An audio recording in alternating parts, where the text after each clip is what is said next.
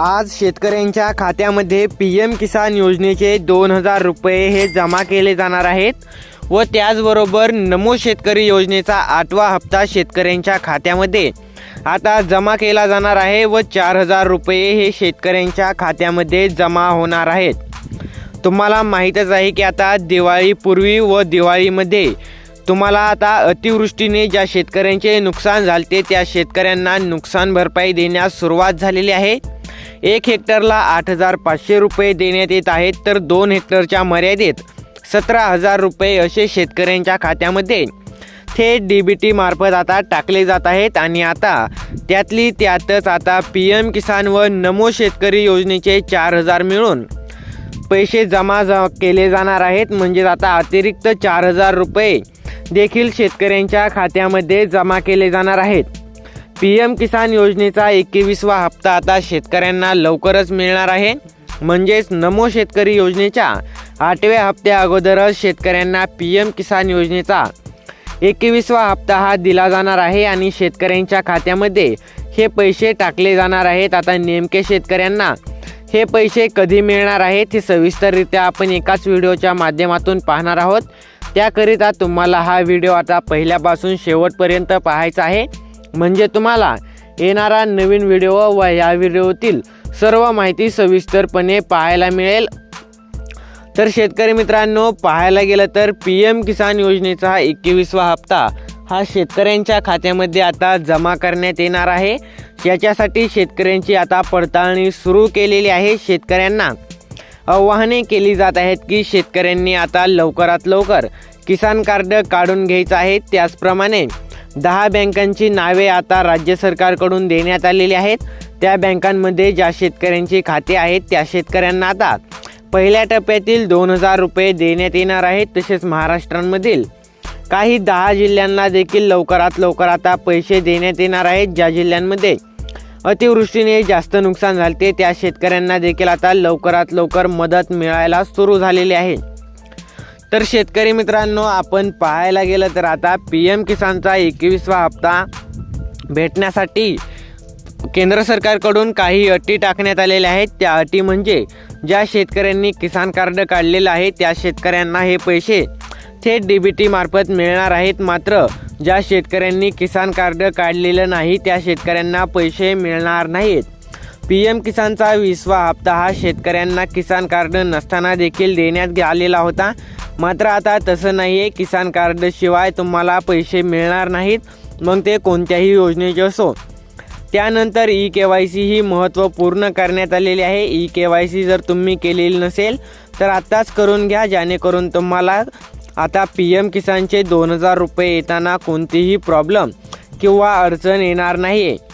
तसेच शेतकरी मित्रांनो, आता पाहायला गेलं तर काही 10 प्रमुख बँका आहेत, त्या बँकांमध्ये आता पीएम किसानचा 21वा हप्ता हा टाकण्यात येणार आहे आणि या शेतकऱ्यांना फायदा होणार आहे। तर सर्वात अगोदर आपण बँकांविषयी माहिती पाहायला गेलं तर पहिली बँक आहे स्टेट बँक ऑफ इंडिया, म्हणजेच SBI बँक। SBI बँकेमध्ये ज्या शेतकऱ्यांचे खाते आहे त्या शेतकऱ्यांच्या खात्यामध्ये आता लवकरच 2000 रुपये जमा केले जाणार आहेत। भरपूर शेतकऱ्यांचे खाते SBI बँकेत असते, मात्र नुसते SBI बँकेमध्ये खाते असून चालणार नाही। SBI बँकेच्या खात्याला तुमचे आधार कार्ड लिंक असणे गरजेचे आहे, बँक सीडिंग असणे अत्यंत गरजेचे आहे। त्याकरिता तुम्हाला EKYCची प्रक्रिया ही बँकेमधून किंवा जवळच्या CSC केंद्रावरून पूर्ण करायची आहे। तुम्हाला सांगायला झालं तर पीएम किसानच्या पोर्टलवर देखील आता EKYCचं ऑप्शन देण्यात आलेलं आहे। तुम्ही घर बसल्या देखील EKYC करू शकणार आहात। त्यानंतर आहे स्टेट बँक ऑफ महाराष्ट्र, म्हणजेच महाराष्ट्र स्टेट बँक जी आहे त्या बँकेत देखील पैसे येणार आहेत। त्यानंतर महाराष्ट्र ग्रामीण बँकामध्ये देखील पैसे जमा केले जाणार आहेत। त्यानंतर महत्त्वाची बँक आहे ती म्हणजे आपण पाहायला गेलं तर HDFC बँक आहे, या बँकेत देखील पैसे जमा होणार आहेत। त्यानंतर कोटक बँक आहे, या बँकेत देखील पैसे जमा होणार आहेत। त्यानंतर काही महत्त्वाच्या बँका आहेत ज्या बँकांमध्ये शेतकऱ्यांचे खाते असेल किंवा ज्या शेतकऱ्यांचे त्या बँकेला आधार लिंक आहे व बँक सीडिंग त्या बँकेकडून झालेली आहे, त्या बँक खात्यात शेतकऱ्यांना पैसे मिळणार आहेत, कोणतीही अडचण येणार नाही आहे। थेट DBTच्या माध्यमातून हे पैसे शेतकऱ्यांच्या खात्यामध्ये जमा केले जाणार आहेत, म्हणून शेतकऱ्यांना कोणती देखील अडचण येणार नाही आहे। तर आपण शेतकरी मित्रांनो, आपण जर सविस्तररित्या पाहायला गेलं नेमके कोणते जिल्हे होते, जिल्हे पाहायला गेलं तर जे महत्त्वाचे जिल्हे आहेत मराठवाड्यातील सर्व जिल्ह्यांना हे पैसे मिळणार आहेत। पाहायला गेलं तर मराठवाड्यामध्ये जेवढे जिल्हे येतात त्या जिल्ह्यातील शेतकऱ्यांना लवकरात लवकर ही मदत दिली जाणार आहे। त्यानंतर आपण अजून काही महत्त्वाचे जिल्हे पाहायला गेलं शेतकरी मित्रांनो, तर पाहायला गेलं तर 36 देखील जिल्ह्यांना एकाच दिवशी पैसे मिळणार आहेत, कारण की केंद्र सरकारमार्फत ही योजना आहे। म्हणजेच आता राज्यानुसार टप्पे पाडण्यात आलेले आहेत, तर महाराष्ट्र राज्याला हे 36 जिल्ह्यांना एकदाच पैसे मिळणार आहेत। तर आता निवडलेल्या बँकांची यादी कोणती आहे, तर सरकारने हप्ता वितरणासाठी काही सरकारी आणि खाजगी बँका निवडलेल्या आहेत, त्या पुढील प्रमाणे आहेत। पाहायला गेलं तर state bank of India SBI बँकेत पैसे येणार आहेत, बँक ऑफ इंडिया आहे, त्यानंतर आहे bank of Maharashtra, Punjab national bank, bank of Baroda, Canara bank, union bank, central bank of India, Indian bank, Indian overseas bank, HDFC bank, Kotak Mahindra bank, post office bank व जिल्हा सहकारी बँका या ज्या बँका आहेत, याला तुमचे खाते लिंक असेल किंवा तुमचे खाते या बँकांमध्ये असेल, तुमचे आधार कार्ड या बँकांना जर लिंक असेल तर तुमच्या खात्यामध्ये पैसे जमा होणार आहेत।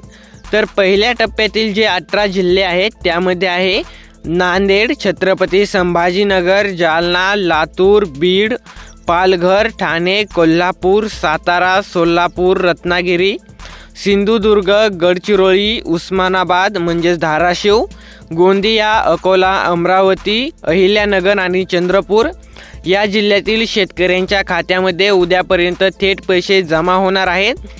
म्हणून या जिल्ह्यातील शेतकऱ्यांसाठी आनंदाची बातमी आहे।